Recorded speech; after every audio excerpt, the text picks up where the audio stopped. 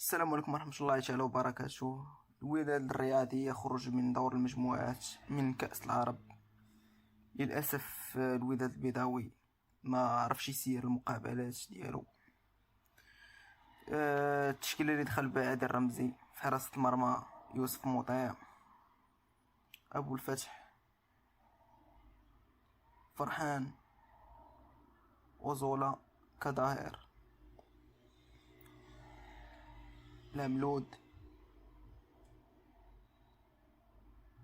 يحيى جبران،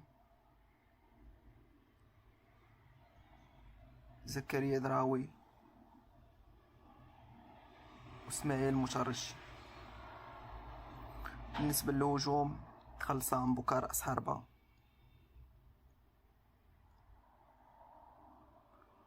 منتصر الحشيمي،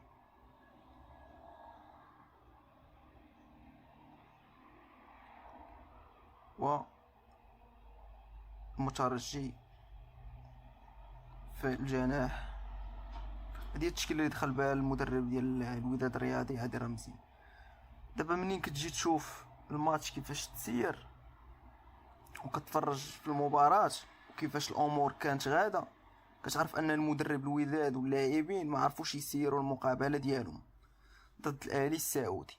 الشوط الاول كان للنسيان للفريق الوداد الرياضي، وخرج الفريق الوداد متاخر بهدف في اخر الدقائق. الشوط الثاني كان تغيير ديال المترجي ودخل المكان ديالو بوهرة. التغيير هو اللي حرك الهجوم ديال الوداد الرياضي، وبوهرة صراحة لاعب قوي في المراوغات، كيعرف يخترق واستطاع يسجل هدف التعادل. لكن المشكلة هي انه كان بامكان الوداد تحافظ على النتيجة التعادل اللي غادي تخليك تكون قريب من التأهل في حالة خسارة الاهلي طرابلس ما السد. وداك الشيء اللي وقع دابا. السد ضربت اهلي طرابلس. كان بامكان الوداد تخرج متعادله في هذه المقابله وتسنى المقابله الاخرى، ولكن انت قصيتي راسك براسك، لان الاهلي هو اللي كان محتم عليه انه يدير اللعب، هو اللي خلق المحاولات. ما فهمتش انا المقابله كيفاش تسيرات هذه المقابله،